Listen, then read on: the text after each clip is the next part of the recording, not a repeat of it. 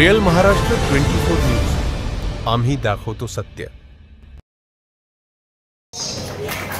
मी जास्त वेळ आपला घेणार नाही, पण एक सांगतो की ही काही जण आम्ही जी युती केली त्याच्याबद्दल अनेक गैरसमज पसरवण्याचा प्रयत्न करतात। मी त्यांना सांगू इच्छितो, माझ्या स्वतःसाठी युती करायची असती तर खासदारकी आमदारकीत केली असती, पण तू आज युती केली आहे ती आंबेडकरी समाजातल्या या रस्त्यावरती तळमळीने बाबासाहेबांचा विचार घेऊन रस्त्यावरती बाबासाहेबांचा निळा झेंडा घेऊन अत्यंत म्हणजे रक्त सांडणाऱ्या कार्यकर्त्यासाठी युती केलेली आहे। आज हा कार्यकर्ता उद्ध्वस्त झालेला आहे।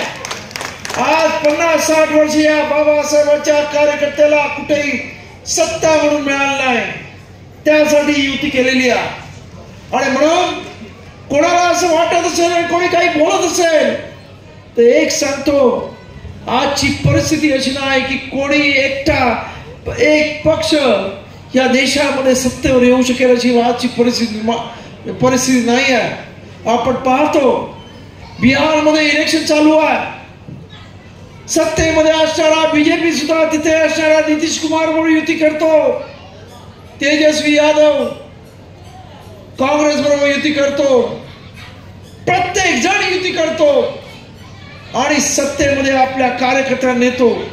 पण दुर्दैवानं बाबासाहेबांच्या लेकरांना आतापर्यंत कोणी सत्तेमध्ये नेलं नाही।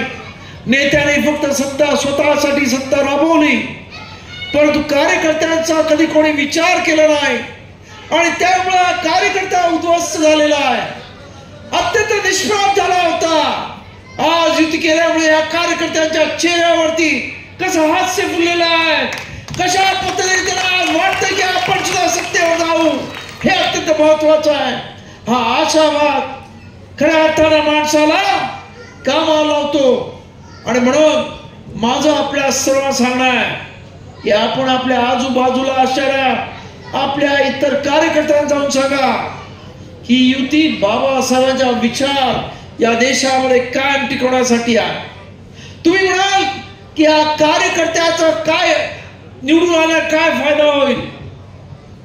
आजपर्यंत एक लक्षात घ्या, एखादा विचार जर टिकवायचा असेल आणि तो वाढवायचा असेल तर सत्तेशिवाय पर्याय नाही।